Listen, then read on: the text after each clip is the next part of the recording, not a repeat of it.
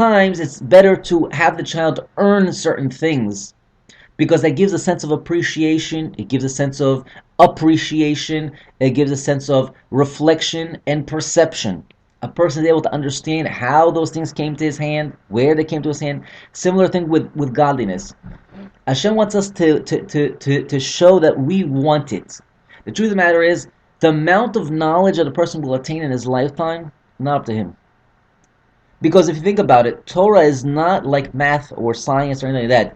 Those are the A equals B, meaning the more time you put, you should have a reflection of the more knowledge you will gain. In Torah, it's not that way. You could sit for 1,000 years on one word, 1,000 years on one word, and not understand that one word. On the converse, you could sit for 5 minutes, and if God opens your eyes and your mind and your senses and your heart, and He sees that there's a purity, He will reveal again. Galui, it will be a pirsum gadol to you. Okay. So he hides these things under the guise of evil. And again, evil doesn't exist. Truth be told, it only exists in our reality. So so too God then hides them. The shikha rabba. Again, this is a shikha. The word shikha should be also noted. Shikha means forgetfulness, and like we said before, that the only time a person will sin is if he forgets God.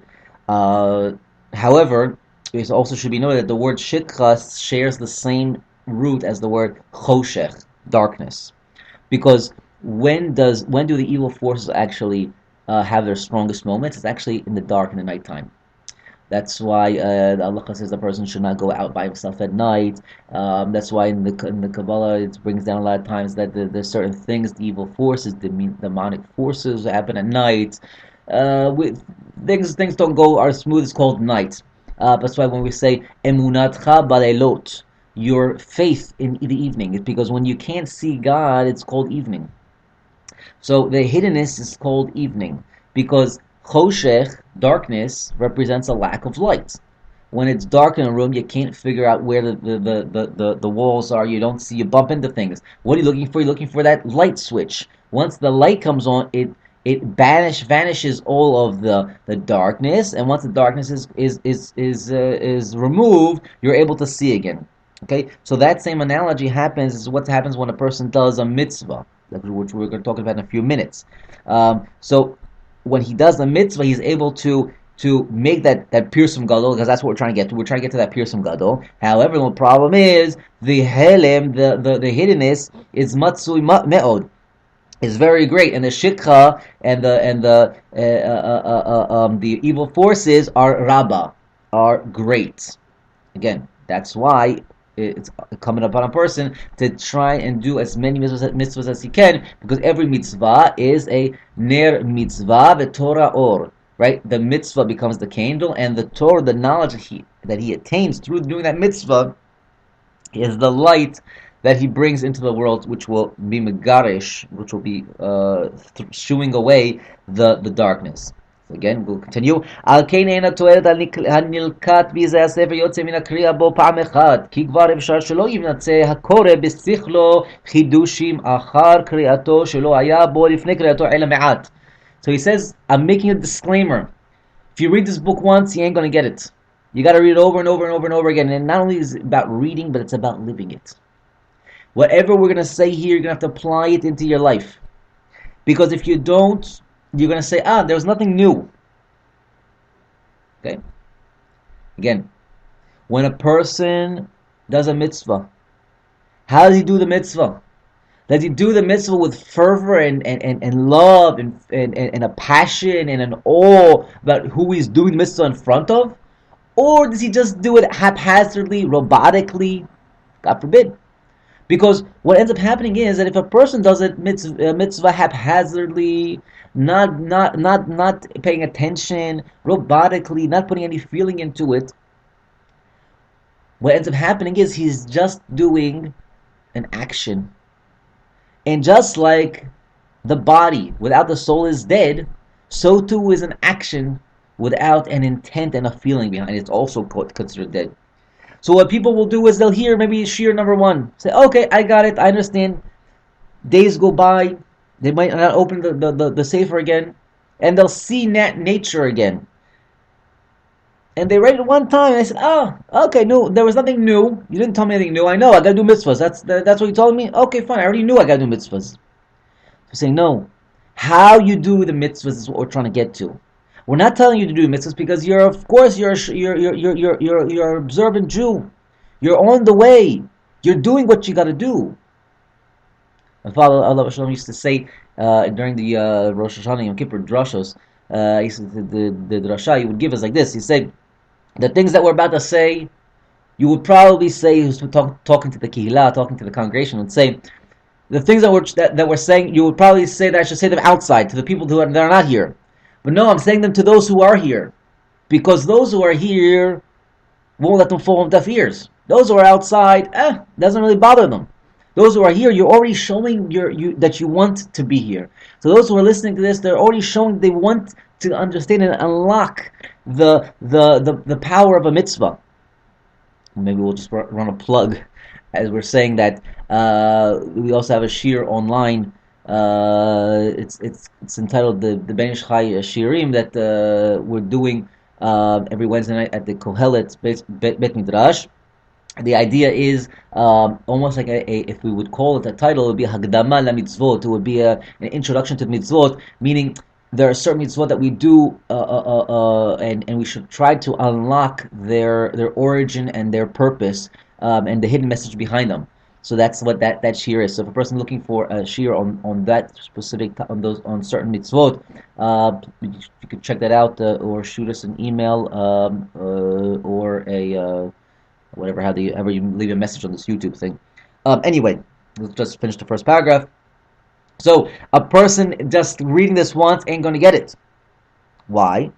Because again, if a person is not immersed constantly in Torah, he won't get it. If a person thinks that he will study 1 hour a day and he studies Torah the way he goes to work, meaning he clocks in, clocks out, that's it. So then he's left with nothing. The Torah won't follow him. And we used to be there's a song we used to sing in camp. Don't walk in front of me, I may not lead. Don't walk behind me, I may not follow. Let's walk beside me and be my friend. We could apply that to Torah. If the person is not walking side by side with the Torah by his side, the Torah is not going to follow. Torah doesn't have to come after you. You go after the Torah. So he says, and this will conclude the first paragraph of only the Akdama. אבל התועלת יוצא מן החזרה עליו וההתמדה. So the result of this book will only be revealed if you're going to constantly have chazara on it and consistency. כי יזכרו לו הדברים האלה הנשכחים, because that will cause you that will cause a reminder of those things which you forgot. הנשכחים מבני האדם בטבע, that are forgotten to man through nature. וישים אל ליבו חובתו אשר הוא מתעלם ממנה, and he will put on his heart the chobato, his duty, which he is hiding from, מתעלם ממנה. Okay, this paragraph probably has another half hour just to explain this little 2 sentences. But okay, so the result. We're looking for a result. Ramachal told us, why did you make the chibur? God brought the neshama in this world in order to be mezakeh the guf, to become the ultimate giver. By how she become the ultimate giver? She becomes the ultimate giver by being a mezakeh, by being a person who brings merit to the body. So now we're talking to the guf. Hey guf, you want to know how you can start to feel your neshama? If you just read things once, if you don't live by these words, you ain't going to see them. You're going to fall into what's called the elim, into what the Ramchal, if you look in what we just read, it says, Hanishkachim ibnei ha'adam bateva, that man will forget through natural occurrences, meaning when a person sees a miracle, it sticks with him for a day or two, maybe even just a few hours. Afterwards, all of a sudden, the roshem, the impact goes away. How does he keep the impact? By earning it. See, like I said before, things that are given for free, they don't stick. You give a child money for free, he doesn't appreciate it. It's also important to know that the word teva or hateva actually, hateva.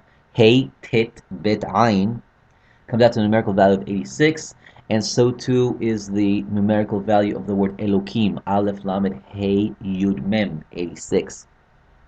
Aleph Lamed Hey Yud Mem represents Midat Hadin, judgment, which means, and this is a very important concept. Don't get these confused.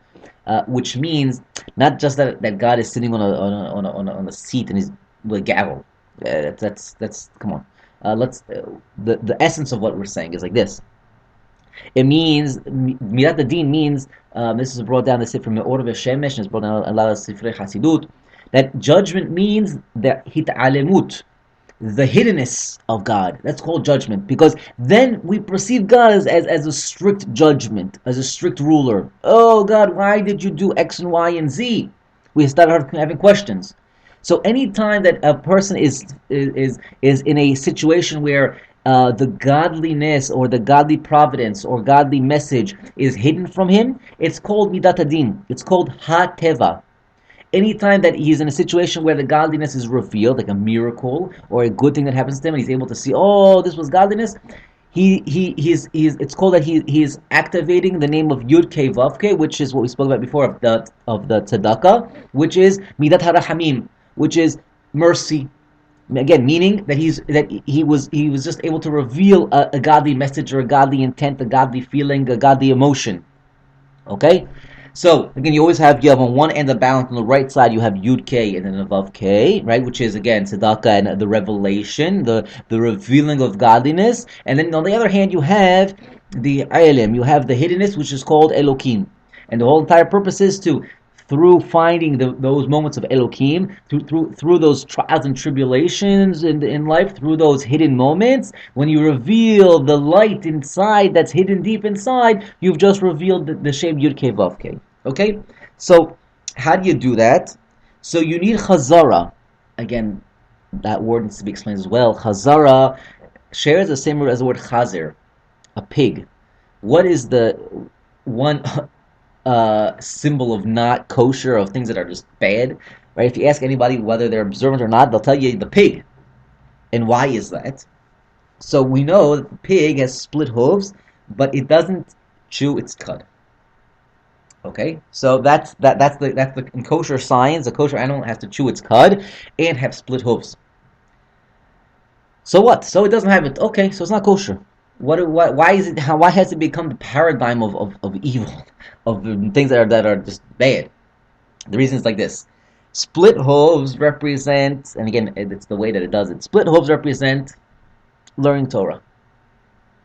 They're split because a person splits his time between Olam Hazeh and Olam Haba, things of this world and work, and then he sits and learns. Okay. Now, if it was just that.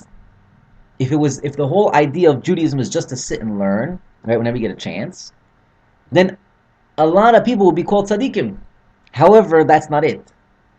What makes it kosher, what makes it the animal edible, is that not only does it have the symbol of splitting time, of learning Torah and doing work, but it also has the idea of chewing its cud, which means it takes the food in, chews it, regurgitates it, spits it back out, chews it again. It chews its food over and over and over again. That's called chazara. Person learns an daf Gemara, learns a piece that we're learning right now. Doesn't just take it and say, okay, I learned it, but rather he takes it and internalizes it over and over and over and over and over again. When he does that, he has revealed what being a Jew is all about. It's about an internalization. It's what we want the goof to be able to take from the neshama. So whenever we say chazara, we should always have in mind the pig. Again, what does the pig do? The pig also sits with its hooves out, showing, hey, look how much of a tzaddik I am. I learn all day.